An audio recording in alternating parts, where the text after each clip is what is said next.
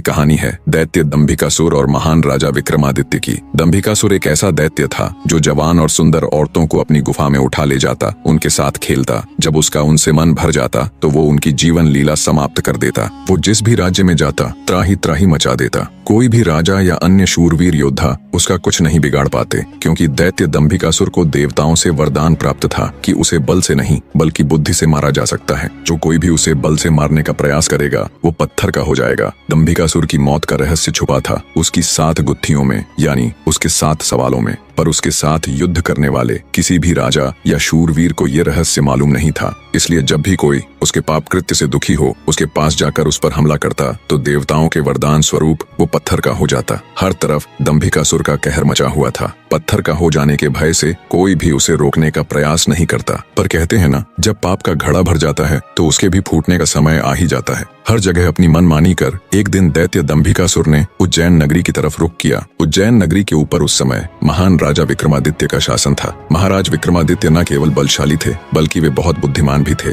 उन्हें हर प्रकार के कौशल में महारत हासिल थी। उन्हीं दिनों में विक्रमादित्य की नगरी उज्जैन में एक धनी साहूकार रहता था। साहूकार के 2 लड़के थे। बड़े का नाम महेंद्र था और छोटे का लखन। बड़े लड़के का विवाह तो साहूकार ने कर दिया था, पर छोटे बेटे का विवाह करने से पहले ही वो ईश्वर को प्यारे हो गए। पिता के गुजर जाने के बाद कामकाज और व्यापार संभालने की सारी जिम्मेवारी दोनों भाइयों पर आ गई। दोनों भाई दिल लगाकर कारोबार संभालने में लग गए। दोनों भाई जब काम कर शाम को घर आते तो दरवाजे पर खड़ी महेंद्र की पत्नी अपने पति को दाएं हाथ से लोटा भरकर पानी देती और बाएं हाथ से अपने देवर लखन को। एक दिन लखन ने सोचा, भाभी हर रोज मुझे बाएं हाथ से पानी पीने को देती है, आज मैं उनके दाएं हाथ से पानी पीऊंगा। शाम को जब दोनों भाई काम से लौटे तो लखन अपनी भाभी के बाएं हाथ से पानी पीने के लिए अपने खड़े होने के स्थान को बदलकर अपने बड़े भाई महेंद्र की जगह पर खड़ा हो गया और बड़ा भाई महेंद्र उसकी जगह पर खड़ा हो गया। लखन की भाभी जब उनको पानी देने के लिए आई तो उसने एक हाथ को दूसरे हाथ के ऊपर से करते हुए दाएं हाथ का लोटा अपने पति को दे दिया और बाएं हाथ में पकड़ा हुआ लोटा लखन को दे दिया।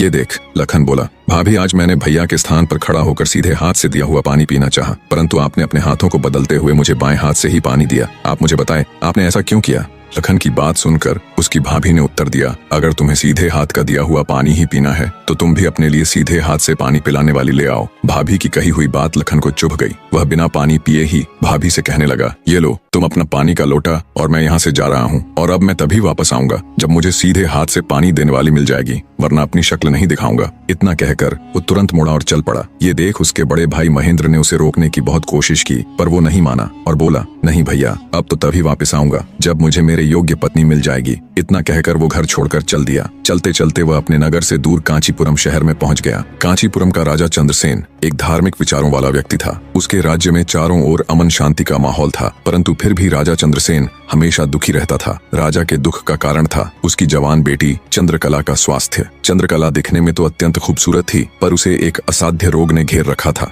जिस कारण राजकुमारी हमेशा अचेत अवस्था में रहती थी। राजा ने बहुत सारे हकीम और वैद्य राजकुमारी को ठीक करने के लिए लगा रखे थे, लेकिन उनमें से कोई भी राजकुमारी को ठीक नहीं कर पा रहा था। ठीक कर पाना तो दूर, वे राजकुमारी चंद्रा की बीमारी तक नहीं ढूंढ पा रहे थे। राजा को हमेशा यही दुख सताया जाता कि उसकी बेटी का क्या होगा। जब सभी प्रकार के वैद्यों, हकीमों और पूजा पाठ तंत्र मंत्र से भी राजकुमारी चंद्रकला को कोई फायदा नहीं हुआ, तो राजा ने अपने राज्य में यह घोषणा करवा दी कि जो व्यक्ति मेरी बेटी को ठीक करेगा, मैं उसके साथ ही अपनी बेटी चंद्रकला का विवाह कर दूंगा और उसे अपना आधा राज्य भी दूंगा। लखन जब राज्य की राजधानी में पहुंचा तो उसने देखा कि वहां हर तरफ राजकुमारी की चर्चा हो रही थी। राज्य का हर कोई व्यक्ति राजा की घोषणा और राजकुमारी की बीमारी की बात कर रहा था। जब लखन ने एक व्यक्ति से इस बारे में पूछा तो व्यक्ति ने राजकुमारी की बीमारी से लेकर राजा की घोषणा तक का सारा किस्सा लखन को बताया। सारी बातें सुन लखन कुछ देर वहां खड़ा विचार करता रहा। फिर कुछ सोचकर वो राजमहल की तरफ चल पड़ा। एक जिंदा सांप राजा की लड़की के पेट में रहता था। सांप ने राजा की लड़की को अपने वश में किया हुआ था। जब रात होती तो वो कुछ देर के लिए राजकुमारी के मुख से बाहर निकलकर जंगल की तरफ चला जाता और सुबह होने से पहले ही वो फिर से उसके अंदर चला जाता। राजकुमारी इस बात से बिल्कुल अनजान थी कि उसके अंदर एक सांप ने डेरा डाला हुआ है। अनजाने में वो पूरी तरह से उस नाग के वश में थी। राजमहल में किसी को भी इस बात की भनक तक नहीं थी कि राजकुमारी के अंदर एक 7 फुट का सांप रहता है। सभी यही समझते कि पता नहीं राजकुमारी को क्या बीमारी लग गई, जिसके कारण वो हमेशा अचेत रहती है। बड़े से बड़े वैद्य और हकीम भी इस बात का पता नहीं लगा पाए। लखन जब राजमहल के अंदर गया तो उसने देखा कि वहां पर बहुत सारे वैद्य वैद और हकीम राजकुमारी को ठीक करने के लिए लगे हुए हैं। एक कोने में खड़े होकर चुपचाप लखन ये सारा माजरा देखने लगा। जब शाम का समय हुआ तो सभी हकीम और वैद धीरे धीरे करके वहाँ से चले गए। तब लखन राजा के मंत्री के पास गया और बोला, मंत्री महोदय, सभी अपना प्रयास कर चुके हैं, अब एक मौका मुझे भी दिया जाए। लखन की बात सुन मंत्री उसे अपने साथ ले राजा के पास जाता है और लखन का प्रस्ताव राजा के सामने रखता है। बेचारा हर तरफ से निराश हो चुका राजा एक बार अनमने ढंग से लखन की तरफ देखता है, फिर दुखी मन से कहता है, बताओ तुम मेरी बेटी का इलाज किस प्रकार करोगे। लखन राजा को प्रणाम कर बोला, महाराज, मुझे एक रात अपनी बेटी के साथ ठहरने की इजाजत दीजिए, तभी मैं किसी नतीजे पर पहुंच सकूंगा। एक बात और महाराज, मैं बिल्कुल एकांत में राजकुमारी के साथ रहना चाहता हूँ, तभी मैं अच्छे से ध्यान लगाकर राजकुमारी जी की बीमारी का पता लगा पाऊंगा। लखन की आत्मविश्वास भरी बातों से राजा के मन में हल्की सी उम्मीद जागी। उसने लखन को रात में राजकुमारी के साथ एकांत में रुकने की इजाजत दे दी। राजा की इजाजत मिलते ही लखन राजकुमारी के कक्ष में गया और उससे कुछ दूर एकदम चुपचाप बैठकर उसे देखने लगा। जैसे ही रात के 12 बजे का समय हुआ तो अचेत अवस्था में पड़ी हुई राजकुमारी के मुंह से सांप बाहर निकला और महल के परिसर से होता हुआ जंगल की ओर चला गया। ये सब देख लखन दंग रह गया। वो बिना कुछ हरकत किए चुपचाप वहीं बैठा रहा। जब रात का आखिरी पहर खत्म होने को आया तब वो सांप वापस लौटा और राजकुमारी चंद्रकला के मुख से होता हुआ पूरा उसके अंदर समा गया। दम साधे लखन ये सारा माजरा देखता रहा। सारा माजरा देख उसे समझते देर न लगी कि राजकुमारी की सारी बीमारी की जड़ ये सांप ही है। सुबह हुई तो राजा चंद्रसेन डर और बेसब्री के मिश्रित भावों के साथ लंबे लंबे कदम रखता हुआ अपने मंत्री के साथ राजकुमारी के कमरे में आया और बेसब्री से उसने लखन से पूछा, बताओ लड़के, तुम किस नतीजे पर पहुंचे? क्या मेरी बेटी ठीक हो जाएगी? लखन बोला, महाराज, मुझे राजकुमारी की बीमारी का पता चल गया है और ईश्वर ने चाहा तो वो जरूर ठीक हो जाएगी। आप मुझे एक रात का समय और दीजिए और मेरे लिए एक तलवार, एक मिट्टी से भरी हुई बड़ी सी बाल्टी का इंतजाम कर दीजिए। लखन की बात सुन राजा को बहुत सुकून मिला। उसने मंत्री को लखन के द्वारा मांगा गया सारा सामान उसे देने का निर्देश दिया। अब सभी को इंतजार था तो बस रात का। राजकुमारी को सांप के चंगुल से मुक्त कराने के लिए लखन रात्रि के आने का बेसब्री से इंतजार कर रहा था। पूरी तैयारी के साथ हाथ में धार धार तलवार लिए लखन राजकुमारी की ओर निगाहें गढ़ाकर उससे कुछ दूरी पर बैठ गया। जैसे ही राजमहल के घड़े ने रात्रि के 12 बजे का घंटा बजाया, वैसे ही फुंफकारता हुआ सांप राजकुमारी के मुख से निकला तो उसके इंतजार में बैठे लखन ने अपनी धार धार तलवार से उस पर तेजी से ऐसा वार किया कि तुरंत सांप 2 टुकड़ों में जमीन पर बिखर गया। लखन ने सांप के दोनों टुकड़ों को उठाकर रेत से भरी बाल्टी के अंदर दबा दिया और सुबह होने से पहले ही बाल्टी समेत मृत सर्प को जंगल में ले जाकर उसे आग के हवाले कर दिया और वापस राजमहल लौट आया। तब तक सुबह होने का समय भी करीब हो चला था। राजमहल जब लखन ने राजकुमारी चंद्रकला को जगाया तो हमेशा अचेत अवस्था में रहने वाली राजकन्या तुरंत उठकर बैठ गई, क्योंकि अब उसके अंदर से वो सर्प निकल चुका था तो उसका प्रभाव भी खत्म हो चुका था। राजकुमारी उठते ही हैरान थी। उसे ऐसा लग रहा था जैसे पता नहीं वो कितने सालों से नींद में थी। जब लखन ने राजकुमारी से उसके स्वास्थ्य के बारे में पूछा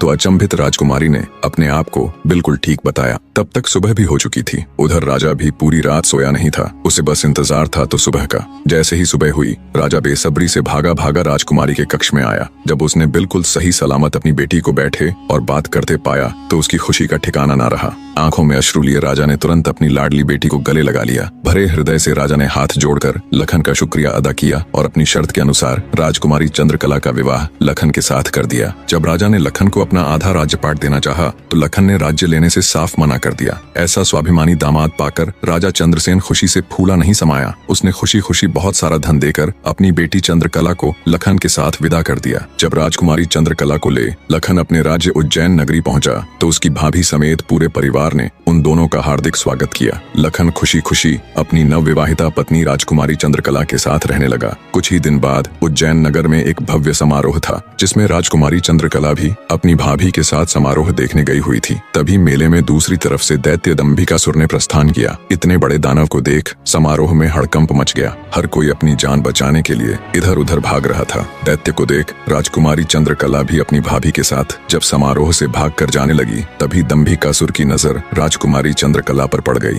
राजकुमारी के रूप यौवन को देखते ही दानवराज दंभिकासुर उस पर मोहित हो गया। दैत्य अपने पूरे जीवन काल में बहुत सी स्त्रियों के साथ खेला था पर आज तक उसने इतनी सुंदर स्त्री कभी नहीं देखी थी। पलक झपकते ही उसने चंद्रकला को उठा लिया और उसे राज्य के बाहर अपनी गुफा में ले गया।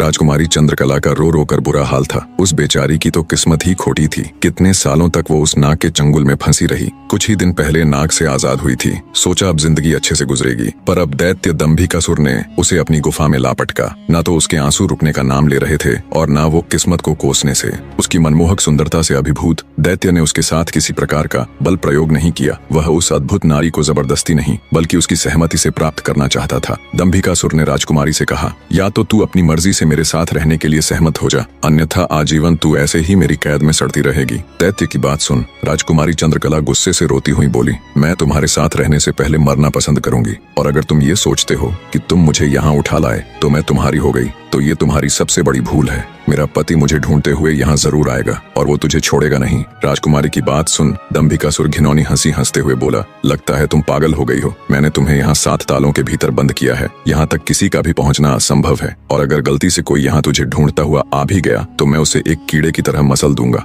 ये तो तेरी सूरत मुझे भा गई, वरना अब तक तू भी कब की ऊपर जा चुकी होती। तेरी भलाई इसी में है कि तू स्वेच्छा से मेरी बात मान जा, वरना अंजाम बहुत बुरा होगा। इतनी बात कह दंभिकासुर वहाँ से चला गया। उधर जब मेले से दंभिकासुर राजकुमारी को उठाकर ले गया था तो लखन की भाभी बेचारी बेबस और लाचार सी बस उसे देखती रह गई। बहते अश्रुओं के साथ वो घर जाती है और सारा किस्सा लखन को कह सुनाती है। भाभी की बात सुन लखन के पैरों नीचे से जमीन सरक जाती है। वो तुरंत भारी कदमों से अपनी पत्नी चंद्रकला को खोजने निकल पड़ता है। कई दिनों तक जंगलों और शहरों की खाक छानता भूखा प्यासा लखन अपनी पत्नी को ढूंढता ढूंढता भटक रहा था। तभी उसे एक कुटिया दिखाई देती है। थका हारा लखन जब कुटिया के अंदर जाता है तो उसे अंदर एक साधु बाबा दिखाई देते हैं। लखन उनको प्रणाम कर वहीं बैठ जाता है। लखन की हालत देख महात्मा जी ने पहले उसे अच्छे से जलपान कराया और फिर बोले, बेटा तुम कौन हो और यहाँ जंगलों में क्यों भटक रहे हो। तब लखन महात्मा जी को अपनी सारी व्यथा कह सुनाता है। लखन की सारी दास्तान सुन महात्मा जी बोले, बेटा तुम जिस राक्षस की बात कर रहे हो उसका नाम दैत्य दंभिकासुर है। वो जहाँ भी जाता है तबाही मचा देता है। आज तक उसे कोई भी परास्त नहीं कर पाया। जिसने भी उससे मुकाबला करने की कोशिश की वो पत्थर का बन गया। इसलिए मेरी सलाह मानो और वापस अपने घर लौट जाओ, इसी में तुम्हारी भलाई है। उसके पीछे जाकर क्यों अपने प्राण गंवाते हो। साधु की बात सुन क्षण भर के लिए लखन सन्न रह जाता है। थोड़ी देर बाद धड़कते दिल के साथ उठकर वो महात्मा जी के चरण पकड़ लेता है। उसकी आंखों में डर और साहस के मिश्रित भाव थे। अपनी पत्नी को याद कर लखन ने आंखों में आंसू भरकर कहा, नहीं महाराज, मैं ऐसा कदापि नहीं कर सकता। मेरी पत्नी उस दैत्य के चंगुल में है और उसे छुड़ाने के लिए मैं कुछ भी कर सकता हूँ। हे साधु बाबा, अब आप ही मेरी आखिरी उम्मीद हैं। घर तो मैं नहीं जाऊंगा, चाहे मेरे प्राण ही क्यों न चले जाएं। लखन की बात सुन साधु महाराज ने गहरी सांस ली और कुछ पल सोचने के बाद कहा, देख लो बेटा, मैं एक बार फिर कह रहा हूँ, उस दैत्य के सामने तुम्हारे बचने की संभावना बहुत कम है। लखन बोला, महाराज मुझे मेरे प्राणों की जरा सी भी फिक्र नहीं है, आप तो बस मुझे उस तक पहुँचने का मार्ग बताए कृपया। लखन के दृढ़ निश्चय को देख महात्मा जी ने फैसला किया कि वे उसकी मदद करेंगे। गहरी सांस लेते हुए वे बोले, तो सुनो बेटा, दैत्य दंभिकासुर कोई साधारण राक्षस नहीं है। उसने सालों तपस्या करके देवताओं को प्रसन्न कर उनसे वरदान प्राप्त किया है कि जो कोई भी प्राणी उस पर हमला करेगा तो वह तुरंत पत्थर का बन जाएगा। उसे पराजित करने का सिर्फ एक ही उपाय है, वो है उसकी 7 गुत्थियों को हल करना, यानी उसके 7 प्रश्नों के सही जवाब देना। अगर तुम्हारे एक भी जवाब से वो संतुष्ट नहीं हुआ, अर्थात तुमने गलत जवाब दिया, तो भी तुम तुरंत पत्थर के बन जाओगे। उसके हर एक सवाल के हर सही जवाब के साथ उसकी शक्ति कम होती चली जाएगी और उसके सभी 7 प्रश्नों का ठीक ठीक जवाब देने पर